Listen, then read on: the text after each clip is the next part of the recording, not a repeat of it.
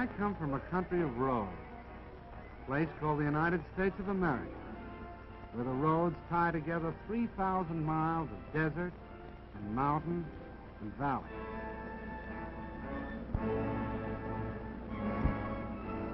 Because of the automobile, Americans who live 100 miles from each other are as close neighbors as the man next door.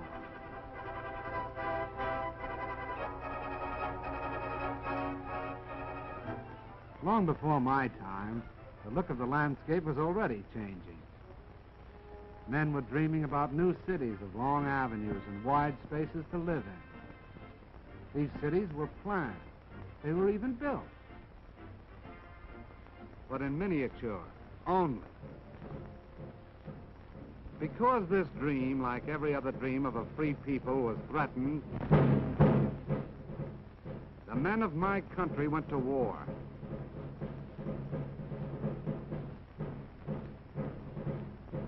The automobiles of the times of peace were stopped.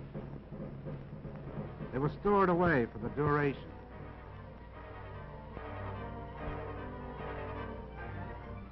A new kind of army mule on wheels was needed to keep up with the motor divisions that took to the highway.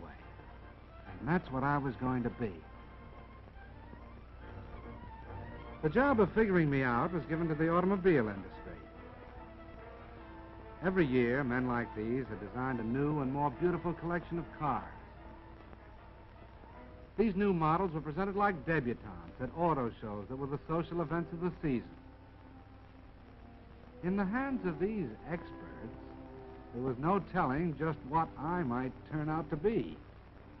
A beautiful sedan, maybe, with all the gadgets and devices. A handsome roadster, maybe a peacock. They worked on me and worked, and finally, here's what came out. Can this be an automobile, men wondered? Looks more like a four-wheel Beetle, one of them said.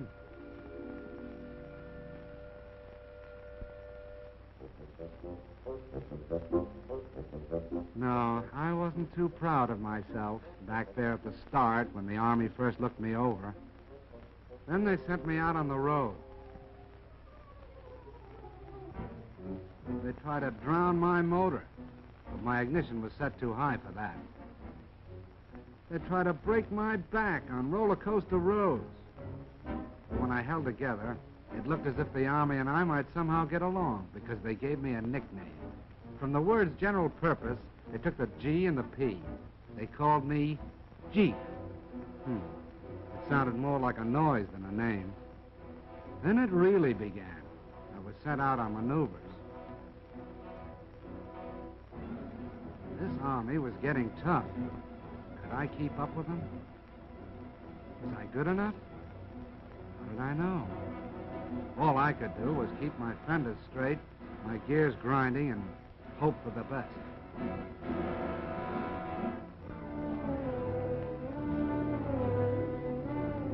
And the things they asked me to do, like rivers, for instance. I had to be light enough to cross water in my own canvas tarpaulin. Lucky I didn't weigh more than 2,200 pounds.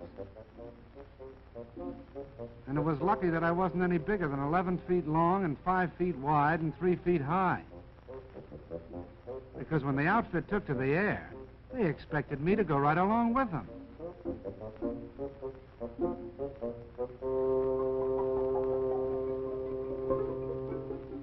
One day it'd be airplanes. The next it'd be a transport glider. And if I wasn't riding in them, I was pulling them up into the sky. Lucky I was 60 horsepower strong.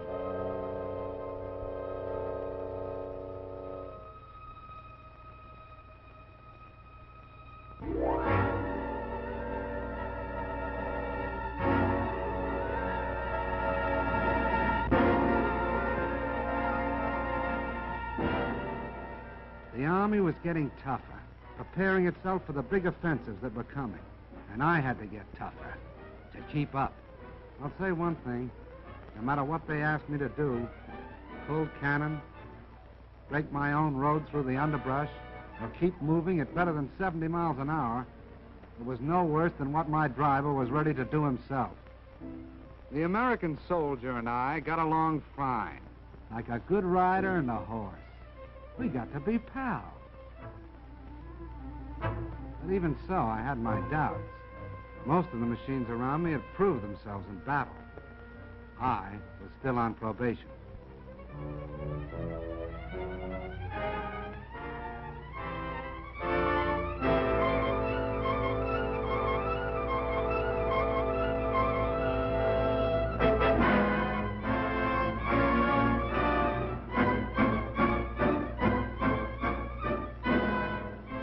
I did about everything a machine could do to stick with that army.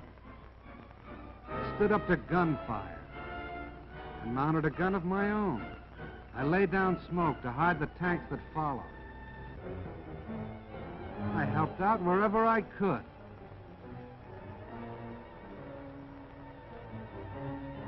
I even learned how to splash across rivers.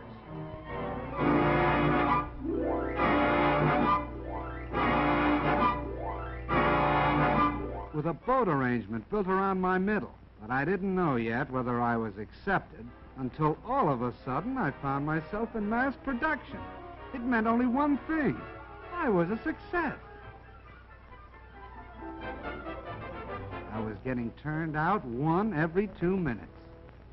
30 Jeeps an hour. What do you think of that? All of a sudden, I found that I was a popular kind of character. I was marching right up there in front with the band.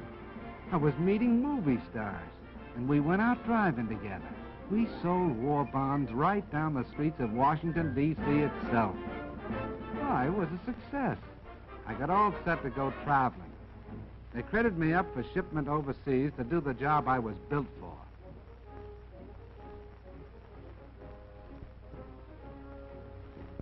I was sent over by the thousands.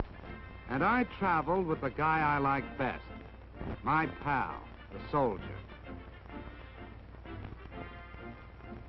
Wherever he goes, I go. And let me tell you, we land together on a lot of different shores.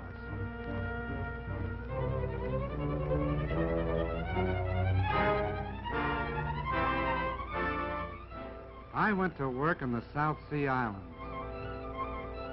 I fought mud in North Africa. I went sightseeing in Egypt. And in China, I teamed up with General Stilwell, with General Chennault and his Flying Tigers. I kept from freezing up in Alaska and from boiling down in Timor. I traveled with General MacArthur in New Guinea. I was a success. I hobnobbed with famous people like Wendell Willkie, with King George, and Queen Elizabeth. I went out with presidents. I was with Mr. Roosevelt in Casablanca. And I was part of the victory in North Africa. I was a success. But the thing that makes me a success most of all is this. I've made a friend. I mean the soldier. Wherever you see one of us, the other won't be far behind. And that goes for now, when we're getting together, and for after the war, when we'll be building together. Because the rumor is going around that the Jeep is here to stay.